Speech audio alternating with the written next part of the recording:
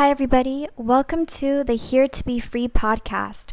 I am so honored and so excited to have you here with me on the very first episode. My name is Jixie, and I'm your host on this show where we explore and expand upon free will and freedom through the container of subjects like love, creativity, friendships, relationships, career, storytelling, and so much more. So before we get into the really juicy topics, I would love to just introduce myself to you guys and give you a chance to get to know who I am, where I come from, what I'm about, my story, and why freedom is so important to me. So first and foremost, I'm an artist. I am a painter, I'm a singer-songwriter, I'm a music producer, and so much more.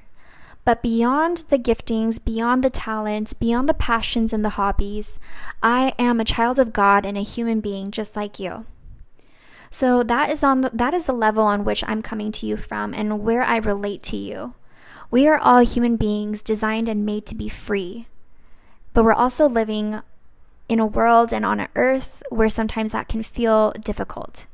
So my hope with this podcast, my intention is to elevate and amplify the frequency of freedom within whoever listens to this transmission. And remind you that you are here to be free and that the power is in your hands. You can set yourself free. So I want to take you back to my origins, to my roots and my beginnings, and tell you a little bit about how I grew up. I am Korean American, and I grew up in a Korean family. I also grew up in a very creative family, as my entire family were all artists, and a religious family. So I feel like those three things really depict a nice picture of what kind of family I grew up into: creative, Korean, and religious. And I felt a lot of friction within those things. Being creative, I grew up watching my mother, who is an astounding artist. She's world renowned for her paintings, and I grew up watching her paint. So creativity was always flowing in our household. It was very natural for everyone in my family to just be in their own rooms, like devoted to their own crafts all day. And then at night, we'd show each other what we made. So that was very normal in our family. And within creativity, creativity is like an ocean of infinite possibilities, and there's so much freedom and self-expression within creativity. That's what creativity is. But on the other hand, me being Korean and being in a religious family, those two things did not feel like an ocean of infinite possibilities. They actually felt more like a box and sometimes like a cage. So I felt this friction within my soul where I loved to express myself and I loved to be the most free version of myself. But at the same time, I had to be mindful of how I did that. Because if I did it too much or if I took it too far outside of the box of Korean culture or religious culture, then I was sure to offend somebody, upset somebody, go against the rules, be shameful.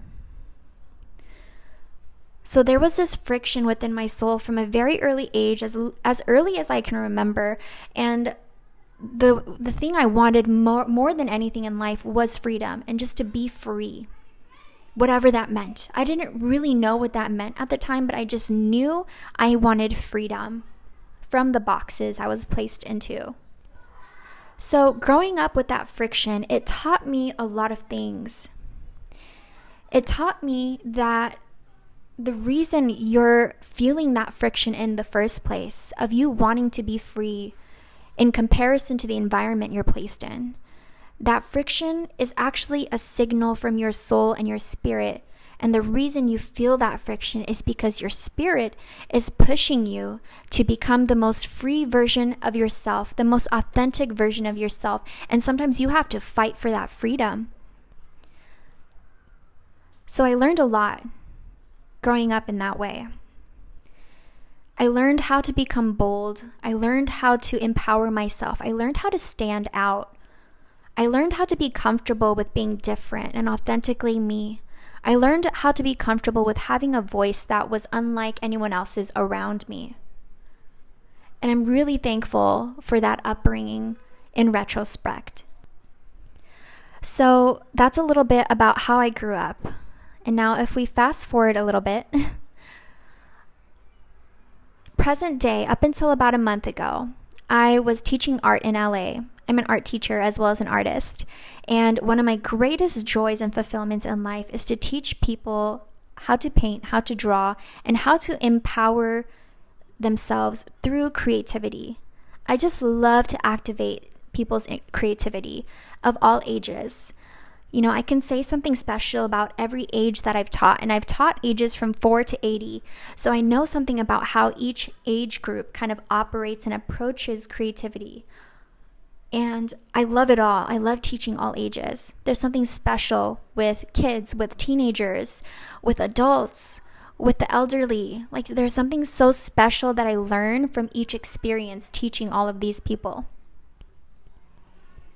Beyond teaching the technical side of painting and drawing, I also love to show people how to use art as healing medicine. So I host healing art workshops and show people how to use art as sometimes as a manifestation tool, sometimes as a therapy tool, you know, sometimes just as self-expression to release a lot of internal emotions that need to be released.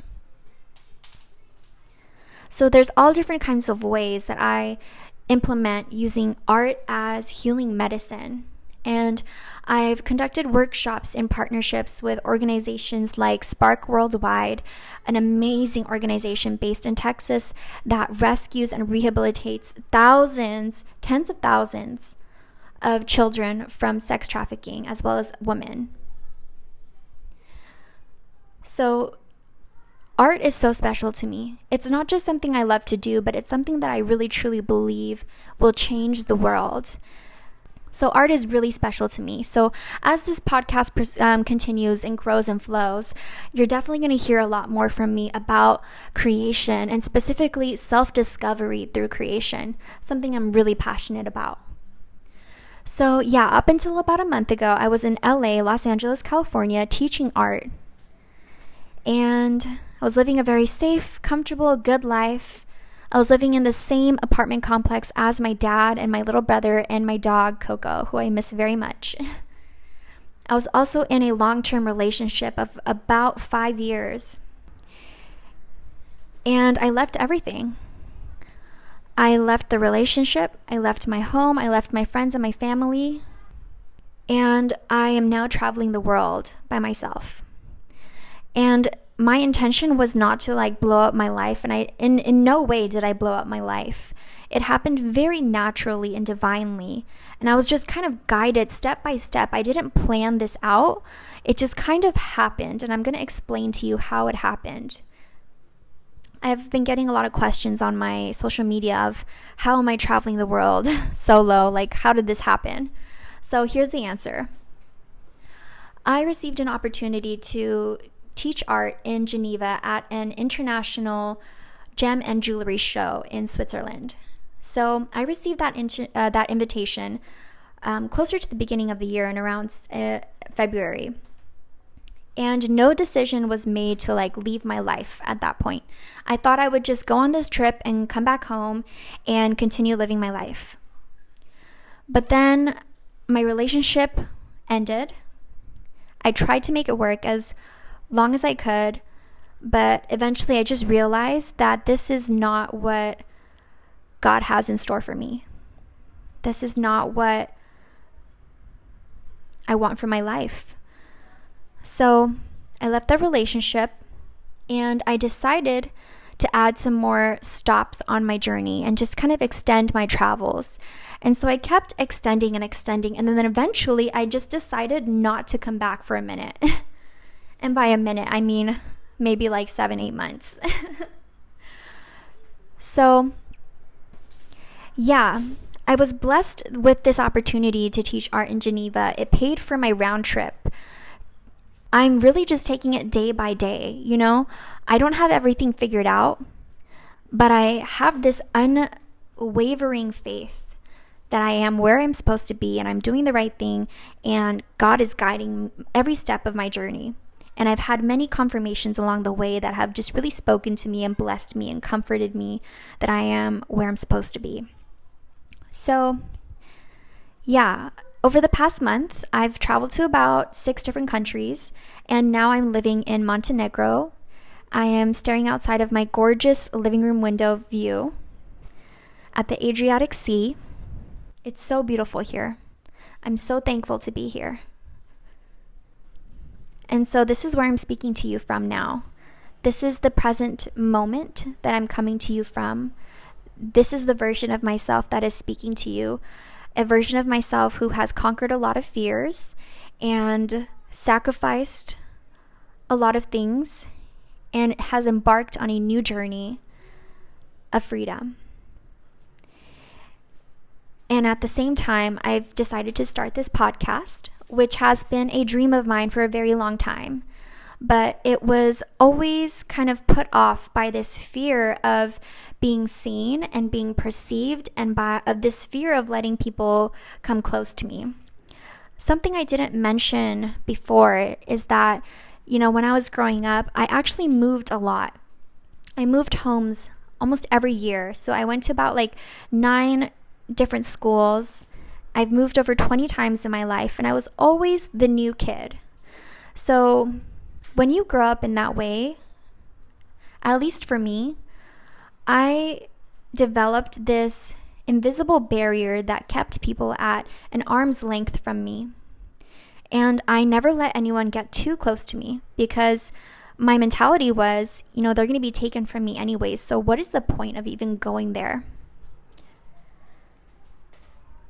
So all of these inner revealings that I've had my entire life, these stories that I've wanted to tell, they just went in my journals instead and into my private conversations with loved ones and friends.